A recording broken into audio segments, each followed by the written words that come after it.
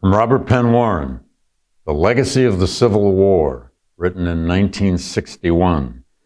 This is a portion of the very ending of the book where Warren reflects on the deepest meanings of the idea of tragedy. The word tragedy is often used loosely. Here we use it in its deepest significance, the image and action of the deepest questions of man's fate and man's attitude toward his fate. For the Civil War is massively that. It is the story of a crime of monstrous inhumanity into which almost innocently men stumbled, of consequences which could not be trammeled up, and of men who entangled themselves more and more vindictively and desperately until the powers of reason were twisted and their virtues perverted. Of a climax drenched with blood, but with nobility gleaming ironically and redeemingly through the murk. Of a conclusion in which, for the participants at least, there is a reconciliation by human recognition. This is the Southern story as we read it in the records, have heard it from the lips of old men, or see it in the powerful projections of Faulkner's imagination. But it is more than a Southern story. It is a communal story. As Lincoln said in the second inaugural, God gave to both the North and South this terrible war as the woe due to those by whom the offense came. The communal aspect of the story, as Lincoln puts it, means communal guilt, as well as communal reconciliation. But in what sense? A writer in the Journal of Evansville, Indiana, back in 1861, had taken it that the guilt of the North was in having winked at the wrongful business of slavery. Therefore, he said, the North must not expect to escape the penalty of her lack of principle. She must suffer like the South. Lincoln could scarcely have meant anything that simple. Lincoln had a very clear mind. And the writer of Evansville, Indiana, implies one or the other of two very dubious propositions. First, that if the North had ceased to wink, there would have been no war. Or second, that if there had been a war, it would somehow have been without suffering.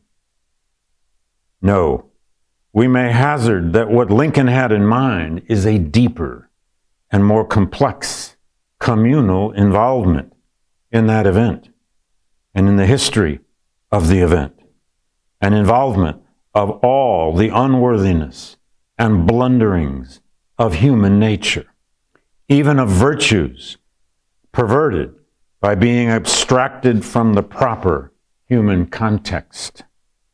From the guilt, we turn to the purgation of the Gettysburg Address. The brave men, living and dead, who struggled here have consecrated it, the cemetery, far above our poor power to add or detract. The soil is hallowed, if Carl Sandburg is right in his reading, by the blood shed communally, the blood of men dying valorously in the common tragic entrapment, and by their valor rising to dignity beyond the entrapment. Or we can turn to that profoundly revealing moment, shot through with deep ambiguities, when Lincoln, returning by water to Washington from his visit to the fallen Richmond and the headquarters of the victorious army, paused over a passage of the play of Shakespeare, which he was reading to his companions. The words he paused to brood over and repeat are, at first glance, peculiar. Not words about the ambitious and murderous Macbeth, but words about the good dead victim. Duncan is in his grave. After life's fitful fever, he sleeps well. Treason has done his worst, nor steel, nor poison, malice domestic, foreign levy, nothing can touch him further. What comes over to us in this strange moment is no easy applicability, schematically perfect to the occasion, but rather a tragic aura of the event. The tone is that of the end of Herman Melville's Supplement to Battle Pieces, his poems of the Civil War issued in 1866.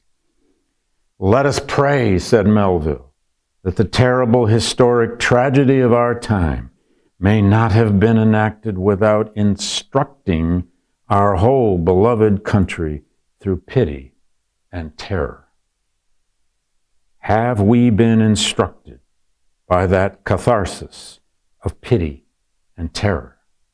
Sadly, we must answer no. We have not yet achieved justice.